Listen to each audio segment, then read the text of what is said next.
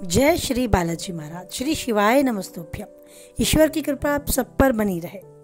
सिंह राशि 21 से 24 मार्च 2024 क्या कुछ उतार चढ़ाव देखने को मिलेंगे सिंह राशि से जुड़े जातकों को अपने इस समय में 21 से 24 के मध्य। आइए जानते हैं। मार्च 21 से 24 2024 सिंह राशि के जातकों के लिए समय खूब सतर्क रह के हर अवसर को समझने का है। अक्सर रंग में भंग डालने का काम आपके खुद के आसपास के लोग कर सकते हैं, तो आपको उनसे बहुत अच्छे से सतर्क रहना होगा। आपकी स्वजनों के साथ गलतफहमियां पैदा भी हो सकती हैं। ऐसे में इस दौरान किसी के साथ बात व्यवहार करते समय सावधानी का परिचय दें। अगर आप जॉब करते हैं, नौकरी पेशा लोग हैं, तो अपने कार्य में किसी प्रकार की लापरवाही करने से आपको बचना होगा, नहीं तो सीनियर के गुस्से का आप शिकार हो भी सकते हैं। यदि आप अपनी नौकरी में बदलाव सोच रहे हैं तो आपको इस संबंध में निर्णय लेने में बहुत सोच समझकर कदम बढ़ाना होगा। करियर या कारोबार में किसी भी प्रकार का रिस्क लेने से आपको बचना होगा। ये समय आपके लिए उचित नहीं है। जो लोग समाज सेवा या राजनीति से जुड़े हैं उनके लिए थोड़ा चुनौतीपूर्ण समय रहने वाला है। इस दौरान आस पड़ोस के लोगों से विवाद होने की भी आशंका है। ऐसे में आपको सामाजिक जीवन में पूर्ण सतर्क रहने की आवश्यकता है। अगर आप व्यवसाय करते हैं तो भी ये कंपटीशन का समय आपके लिए आपको तैयार करता है भविष्य में सही तरीके से जमकर अपने बाजार में साख बनाए रखने के लिए। आपको अपने प्रतिद्वंदियों के साथ इस कड़े कंपटीशन में मिलकर काम करने और आगे बढ़कर अपनी जगह बनाने के लिए थोड़ा परिश्रम अधिक करना पड़ सकता है, लेकिन समय अवश्य आपका साथ देगा। आपका परिश्रम आपका साथ देगा। इस दौरान घरेलू खर्चे भी अचानक से बढ़ सकते हैं। घर में साज सज्जा या मरम्मत जैसे खर्चों पर आपकी जेब ढीली हो सकती है। अपने आर्थिक दृष्टि को देखते हुए ही खर्चा करें। ऐसा ना हो कि आपका बजट गड़बड़ा जाए, तो खर्चा करने से पहले थोड़ा सोच विचार अवश्य करें। अगर उसे अनदेखा किया जा सकता है, टाला जा सकता है, तो अवश्य ही टाल दें। सिंह राशि से जुड़े जातक अगर सट्टा लॉटरी आदि में रुचि रखते हैं तो इनसे आपको दूरी बनाए रखना बहुत ही आवश्यक है। कहीं ये चीजें आपको ले ना डूबे, ये सोचते हुए इनसे थोड़ी दूरी बनाकर अवश्य ही रखें। अगर बात करें आपके पारिवारिक जीवन की तो थोड़े से मतभेद हो सकते हैं, वाद विवाद तनाव आ सकता है आपके आपसे रिश्तों में, लेकिन आपको बड़ी बुद्धि और विवेक से कार्य लेना होगा और बहुत तरीके से इस समय को गुजारना होगा।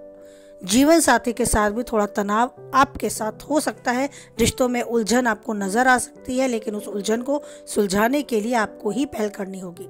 तो समय की नजाकत को समझते हुए इस समय को कैसे प्रेम पूर्वक हम अपने जीवन को चला सकते हैं, इस विषय पर खुद से सोचना होगा। सामने वाले की भावनाओं को समझते हुए अपने विचारों को मोड़ना होगा जैसा वो चाहते हैं। अगर आपको सही लगता है तो हाँ कर देने में कोई बुराई नहीं है। अगर आपका रिश्ता बचता है तो सोच से समझ से काम ले और अपने रिश्तों को मिठास कैसे उनमें हो बनाए रखने के लिए खुद से जिम्मेदारी ले।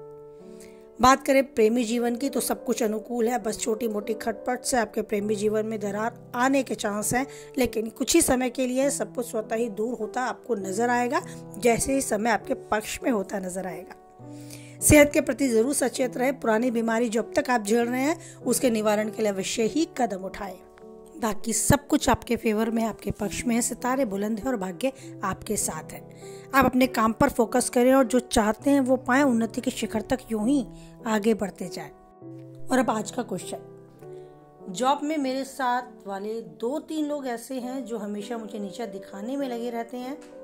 मेरी गलतियां मिले, मेरी शिकायतें बॉस से करें, बस इसी ताक में रहते हैं। मैं क्या करूं? जॉब छोड़ने का मन करता है। ये क्वेश्चन हम में से ही एक मिस्टर राकेश उनके मन में उठा और उन्होंने टाइप करके क्वेश्चन मुझसे, इसका सॉल्यूशन मुझसे पूछा। तो राकेश जी, न केवल आपके बल्कि हमारे जीवन में कहीं ना कहीं हम ऐसे मोड़ पर जरूर आते हैं जब हम हथियार डाल देते हैं, हम हार जाते हैं जीवन से।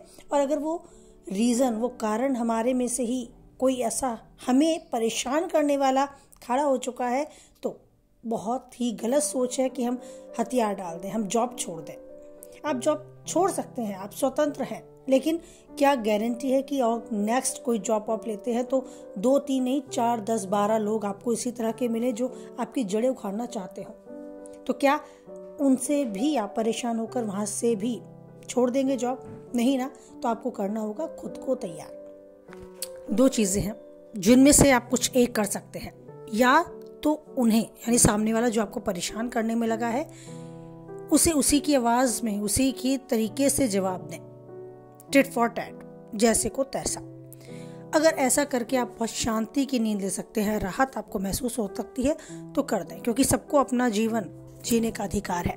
लेकिन अगर ऐसा करने के बाद बेचैनी और बढ़ जाती है और मन में कहीं लगता है कि मैंने गलत किया, तो रुक जाए।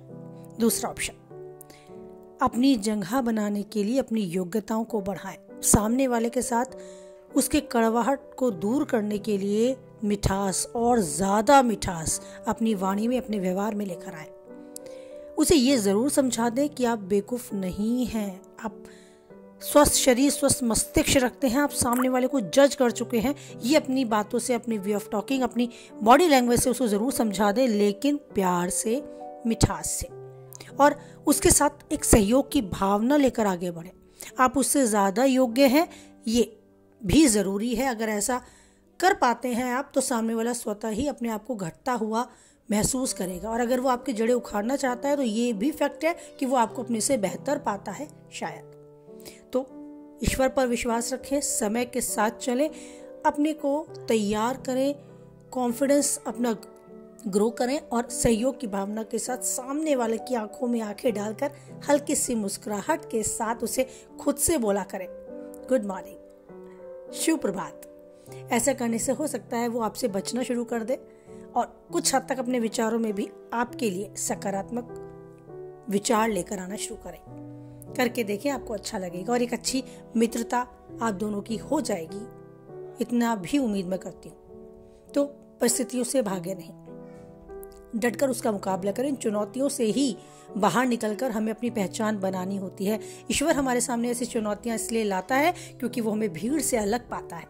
तो आप जीवन में अलग चमके, अपनी पहचान बना पाएं, जो चाहते हैं वो हासिल कर पाएं। इस उम्मीद के साथ वाणी को विराम देते हैं।